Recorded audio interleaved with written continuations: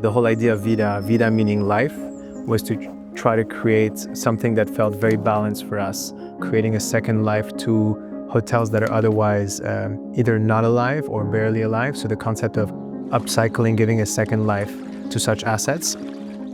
We understand that it's a very big life decision for a lot of investors. And so the idea that we're also providing a chance for a new life in Europe. So the idea of VIDA was to try and put all of this together. We clearly saw a niche in the market in the hospitality industry. Right now, almost 80% of the hotels in Portugal are run by one family that only has one hotel. So there's a big supply of underperforming assets for multiple reasons that we can basically buy at a discount. So we can buy below market prices, and that also minimizes the risk for the investors. VIDA Fund investment strategy is actually very simple. We're looking at buying usually off-market, underperforming hotels. Those can be hotels, touristic condominiums, hospitality assets basically, that are already built and that are for some reason discounted. They can be coming from a bankruptcy, from a litigation, from non-performing portfolio of bank, anything that can enable for us to step in at a discounted value. We do a repositioning process, which is consisting of changing the concept, the brand, the design, the look and feel, and the operation. We also add our sustainability touch to each of the projects. And then we run the hotel. We run the hotel for a certain number of years, and once they're stabilized, exit them. Portugal is the portfolio out of more than 25 countries that we had hotels in the previous company that did the best during and post-COVID recovery. Given the uncertainties that we have, politically, economically, of the world, it makes sense to have a security of having the option to basically migrate, if required, to a different country. A plan B is more relevant today than ever because we see a lot of people who understand that it's a very dynamic world that we live in. We know that we don't know what the future holds, and to be able to get to different parts of the world, particularly Europe, which is a very stable market, is very important and a top priority for a lot of families around the world. So basically the programs of Golden Visa, not only the one in Portugal, offers and guarantees the future not only for your children and your family, but it's also the legacy for the children of your children. The Portuguese Golden Visa is realistically the most attractive Golden Visa program in Europe because it is what offers a secured pathway to citizenship with still minimal stay requirements, and I think that's why there's so much attractiveness to the program. VIDA, as many other funds, is a venture capital or a private equity fund operating in the Portuguese market. So a fund is typically managed by what we call a management company. A management company is a company highly regulated and duly registered with the Portuguese Securities Authority, which is called CMVM. So this means that VIDA, as a venture capital fund, has a double layer of compliance. Well, our responsibilities are quite wide. So this is a highly regulated market. So we are a licensed fund manager, and as a licensed fund manager, all responsibilities related with the management of the fund are on us. And this includes, of course, the responsibility to take, analyze all the investments, and of course to take the decisions, the related decisions to proceed or not to proceed with investment decisions. The supervision, and you have these three checks: the fund manager, that is the entity in charge of managing accordingly to the rules, but also the auditor and the depository bank.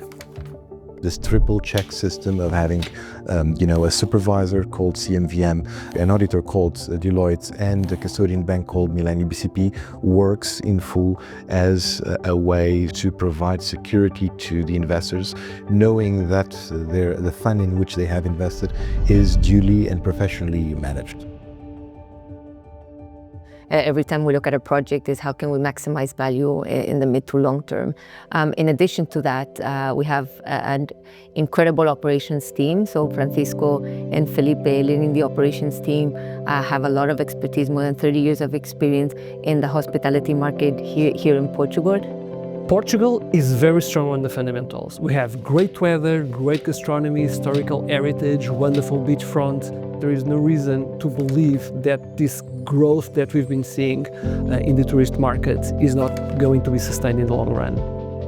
Hospitality industry in Portugal is not only the present, but it will be the future. There's only more and more investors coming into the market. There's only more and more demand. Big events like the World Cup 2030 are great opportunities to boost the growth in the market.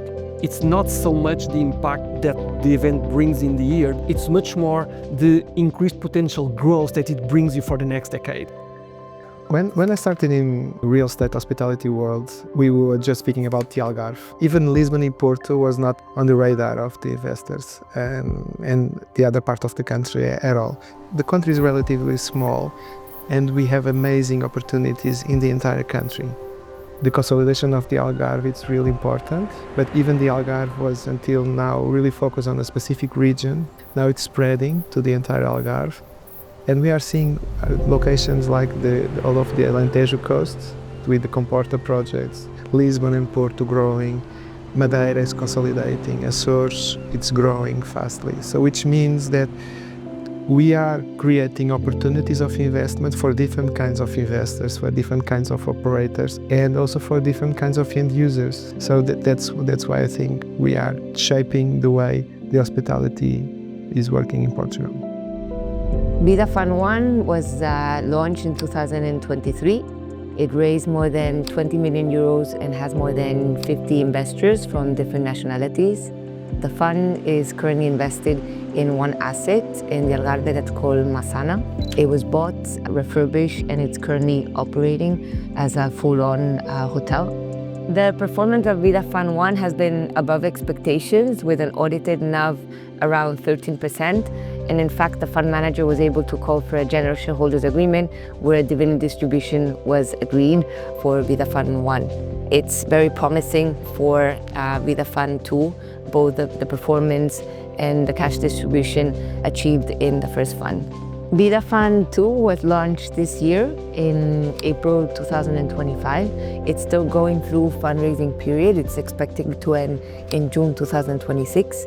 And the fund has already secured 2 very interesting projects, both of them in the Algarve. A lot of the work that we do here is organized around the team that's solely dedicated to be working with the investors and their families here at VIDA to make sure that the process is as seamless and easy as possible for each of our investors. We're very approachable, very accessible, and we want to really keep things moving that way to maintain and preserve the, I think, very strong bond that we have with a lot of our investors. There is always a level of distrust when you invest in a foreign country, and that is completely normal. You could not invest in a safer environment other than the one that you are investing in, specifically regulated by our securities authority. The world is changing politically, financially, tax-wise, and having the option of basically being able to live in the country that you want to actually live and not to have to worry about visas, about tax residencies, so that's a big asset. The program is very dynamic.